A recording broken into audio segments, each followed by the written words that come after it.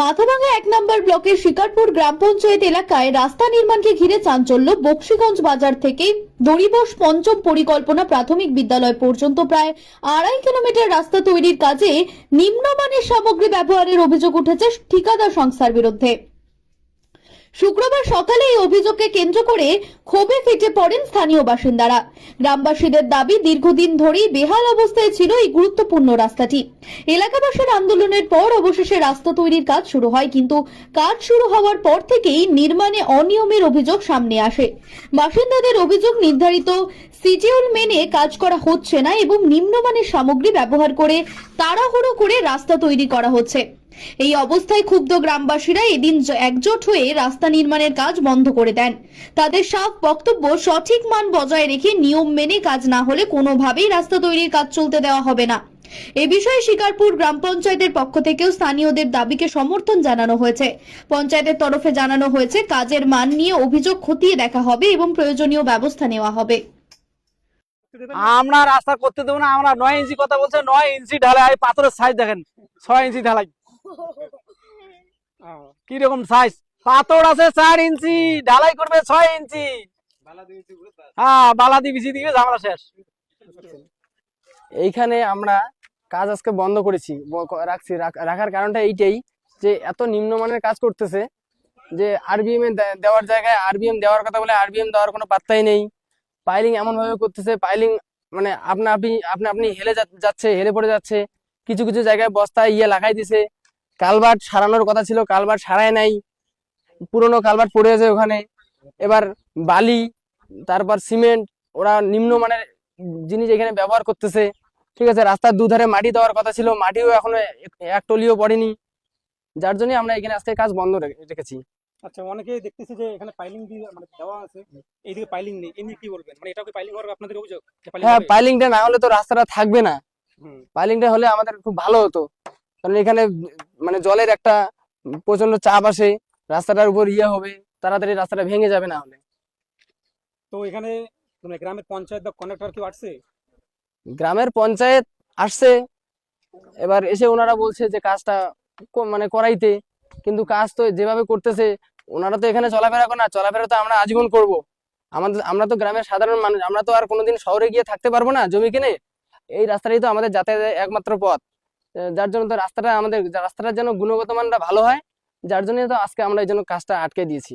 মানে আপনারা শিডিউল চাচ্ছেন? আমরা চাচ্ছি শিডিউল অনুযায়ী। আমরা চাচ্ছি না যে 10 ইঞ্চি হোক, আমরা চাচ্ছি না যে 5 ইঞ্চি হোক। শিডিউলে যা থাকবে সে মানে সেই মতোই যেন কাজটা এখানে হয়। আপনার নাম? আমার নাম আলমগীর হোসেন। আজ আমরা এই যে গ্রামবাসীরা প্রত্যেকেই, আমরা পুরুষ মহিলা উভয়ই এই রাস্তার কাজটাকে আটকে রাখছি। তার কারণ, অনেক কষ্ট করে আমরা এই গ্রামবাসী অনেক কষ্ট করে অনেক আন্দোলন করে এই রাস্তাটা পাইছি। আমাদের কোনো মাথা ব্যথা নেই যে রাস্তাটা যেভাবে আছে, যে শিডিউল আছে, শিডিউল মোতাবেক কাজ হোক, আমাদের কোনো কমপ্লেন নেই। কিন্তু দেখা যাচ্ছে যে ওরা শিডিউল দেখাবে না। তার পাশাপাশি অনেক মানে ফোন করার পর কন্ট্রাক্টর আসলো, কন্ট্রাক্টরকে বলা হলো যে শিডিউলটা দেখাইতে। উনি বলতেছে কি শিডিউল নাকি ওনার কাছে নেই। মানে কীরকম একটা মানে আমাদেরকে পাগল মানে ভাবে যে গ্রামবাসীরা পাগল, যে শিডিউল নাকি ওনার কাছে নেই। তখন আমি প্রশ্ন করলাম যে পিডিএফ তো নিশ্চয়ই থাকার কথা। সে ঠিক আছে, বড় খাতা বা শিডিউল কোনো কিছু নেই আপনার কাছে, পিডিএফটা তো অন্তত থাকার কথা। একটা বিল্ডিং করতে হলে তার আগে আমাদেরকে প্ল্যান দিয়ে দেয় পিডিএফটা, ওনার কাছে পিডিএফও নেই। মানে কীরকম একটা কথাবার্তা। তো আমাদের অভিযোগ একটাই যে উনি বলতেছে মুখ দিয়ে 6 ইঞ্চি ঢালাই হবে। আমরা বলতেছি শিডিউলটা দেখান, যদি 6 ইঞ্চি থেকে 5 ইঞ্চি থেকে কিংবা 3 ইঞ্চি থেকে বা 1 ইঞ্চি থেকে, ওটাই করে দিয়ে বাস আপনি চলে যান, কোনো অসুবিধা নেই। কিন্তু উনি বলতেছে শিডিউল নেই। এটা কোনো কথা? একটা যে একটা কন্ডাক্টর যিনি কাজ নিছে তার কাছে নাকি শিডিউল নেই। উনি একটু আগেই আসলো, মানে গ্রামবাসীকে ওনারা পাগল ভাবছে যে শিডিউল নেই ওনার কাছে।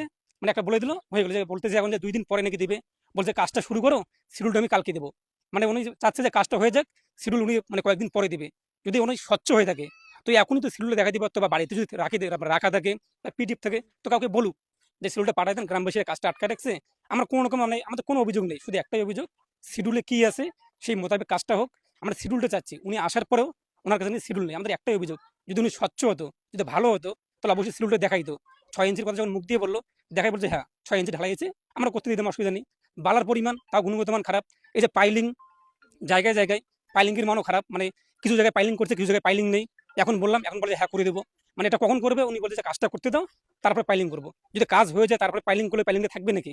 এখন পাইলিং যদি করে, তারপরে মাটি দিতে হবে, তারপরে কাজ করবে, তখন জিনিসটা একটু শক্তপোক্ত হবে। মানে সবকিছু ওলট পালট কাজ হইতেছে। মানে আমাদের এই জায়গাটার নাম দড়িবাস 98 নং বুথ। মানে আমরা গ্রামবাসী চাচ্ছি স্বচ্ছভাবে কাজটা হোক, যাতে যা শিডিউল আছে শিডিউল যদি 2 ইঞ্চি ঢালাই থেকে 2 ইঞ্চি হোক, যদি 5 ইঞ্চি থেকে 5 ইঞ্চি হোক, আর কিচ্ছু আমাদের অভিযোগ নেই। যা মানে যত একের ভাগ আছে ওনাকে বললাম যে কত একের ভাগ দিলে হবে, বলো 4 এক, তো ঠিক আছে 4 একের ভাগ হবে। যে সিমেন্ট নিয়ে আমাদের অভিযোগ আছে, বালা নিয়ে অভিযোগ আছে। এখন উনি আসার পরে বললো যে বালাটা আমরা নতুন বালা ফেলছি, তাহলে আগে উনি কেন খারাপ বালা ফেললো? আমাদের প্রশ্ন একটাই, যদি ঠিকঠাক থাকে আগে কেন খারাপ বালা ফেললো? এখন উনি ভালো বালা ফেললো, মানে আমাদের চাপের মানে চাপ করলে দিলাম, মানে চাপ দেওয়ার পরে উনি মানে ভালো বালা ফেলে এখন বলতেছে গিয়ে যে দেখো ভালো বালা ফেলছি। তাহলে এই যে এখানে আমাদের যে বালাগুলো ফেলছে খারাপ বালা কেন? পাথর যে ফেলছে 3 ইঞ্চি 4 ইঞ্চি এক একটা করে পাথর, মানে যদি ঢালাই যদি 6 ইঞ্চি হয় ওনার কথা মোতাবেক, তাহলে পাথর যদি 4 ইঞ্চি হয় 2 ইঞ্চি বালু আর ইয়ে দিয়ে শেষ। মানে এটাই আমাদের অভিযোগ, যা মানে ইয়েতে আছে, প্ল্যানে আছে, সেই প্ল্যান মোতাবেক কাজ হোক, আমাদের আর কোনো অভিযোগ নেই। এটাই আমাদের গ্রামের নাম দড়িবাস, আমার নাম খালেক রহমান।